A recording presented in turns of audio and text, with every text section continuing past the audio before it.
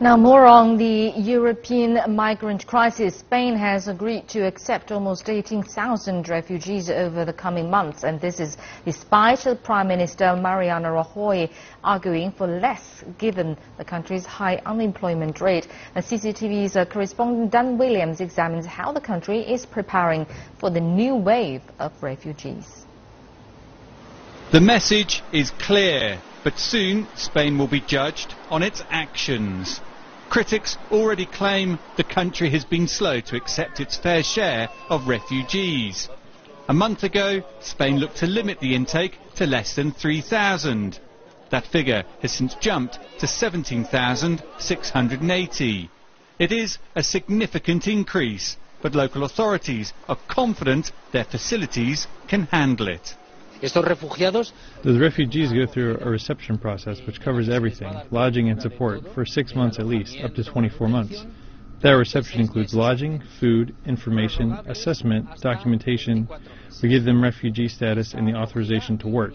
The idea isn't that they are refugees forever, depending on public bodies, but that little by little they find a job, a home, and autonomy. Other help comes in the form of drop-in canteens providing hot meals. Language courses, counselling and other support is also provided. Spain, though, is just emerging from its own economic crisis following a 7-year recession. But unemployment remains stubbornly high at 22%. Despite that, it would appear that public opinion is still behind initiatives to bring in greater numbers of refugees. Yes, we've seen a feeling from the public that we haven't had before. Obviously, the humanitarian crisis over the summer and the media attention that the refugees' arrival has had has touched the hearts of the public. And we're receiving spontaneous offers of help from the public, sometimes more than we can cope with. The truth is, that hadn't happened before. But there is a concern that attitude could quickly change once the refugees arrive and public sentiment subsides.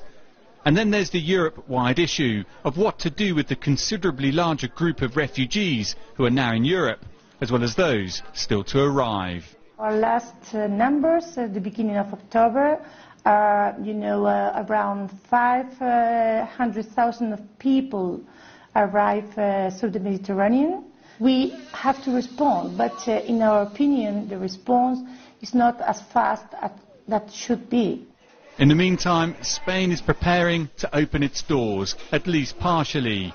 Only then can the country be judged as to whether it really does welcome refugees. Dan Williams, CCTV, Madrid.